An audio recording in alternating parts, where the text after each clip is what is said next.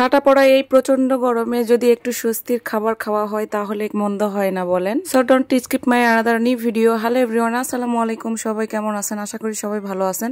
আমিও আল্লাহর মতো ভালো আছি আপনাদের দোয়ায়। যদিও বেশ 2-3 দিন হলো আমি প্রচন্ড পরিমাণে অসুস্থ ছিলাম, তাই বড় ভিডিও আমি মেক করতে পারিনি, বাট ডাউনলোডও করতে পারিনি কারণ ভয়েস দিতে পারছিলাম না। আর আজকে যে ভিডিওটা ছাড়ছি এটা মূলত বেশ কিছুদিন আগের ভিডিও, যখন প্রচন্ড লেভেলের গরম পড়ছিল, তার মধ্যে ঘুরতে বেরিয়েছি। আর এই গরমে ঘুরতে বেরিয়ে ভাই অবস্থা তো প্রচন্ড খারাপ, মানে এত প্রচন্ড পরিমাণের গরম, একটু হাওয়া ছিল না, প্রচুর পরিমাণ ঘামছিলাম।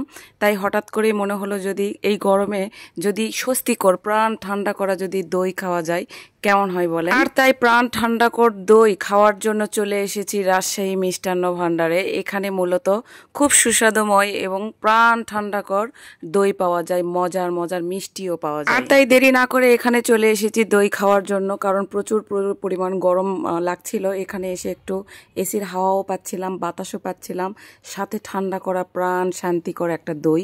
দইটাও ছিল অনেক অনেক মজার। যদিও ভিডিওটা আগের, বেশ কিছুদিনই আগের, কারণ আমি ভয়েস দেওয়া সম্ভব হয়নি ওইভাবে, তাই ভিডিওটা ছাড়তে পারিনি।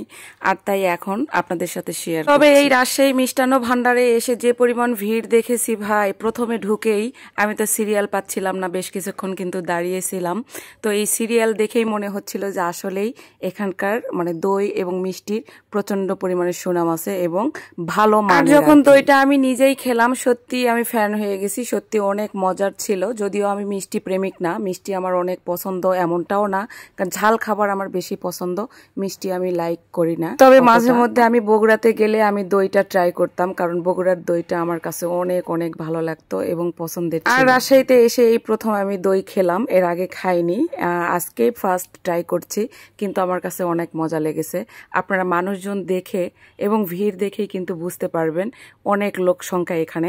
বাট আমি যখন ঢুকেছি তখন আরো অনেক বেশি লোকজন। যে কোনো জায়গারই দেখবেন খাবারের মান যদি ভালো না হয় তাহলে কাস্টমার ভিড়ে না, মানুষজন লোক সংখ্যা এত পরিমাণে হয় না। তো এই জায়গার খাবারের মানটা, মিষ্টি এবং দইয়ের মানটা অনেক ভালো।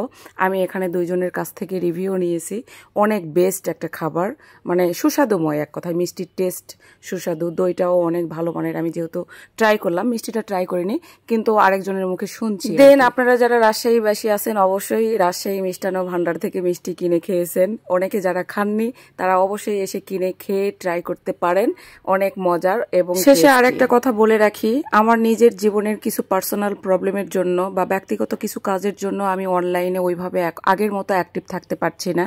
তাই সবাই আমাকে মানে ভুলে যাবেন না, ভালোবাসা দিবেন, আমি আপনাদের পাশে আছি, আপনারাও আমার পাশে। মানুষের জীবনে কিছু পরিবর্তন আসে, হয়তো আমার জীবনেও এমন কিছু পরিবর্তন আছে যেটাকে গুছিয়ে নিতে আমার একটু টাইম লাগছে। সো আপনারা কেউ আমাকে ভুল বুঝবেন না, সবাই আমাকে অনেক ভালোবাসা দিবেন, আপনাদের পাশে আছি, আপনারাও আমার পাশে। সো আজকের ভিডিওটা এই পর্যন্তই। ভিডিওটা ভালো লেগে থাকলে অবশ্যই শেয়ার করবেন আর রুষামণিতে ফলো করবেন।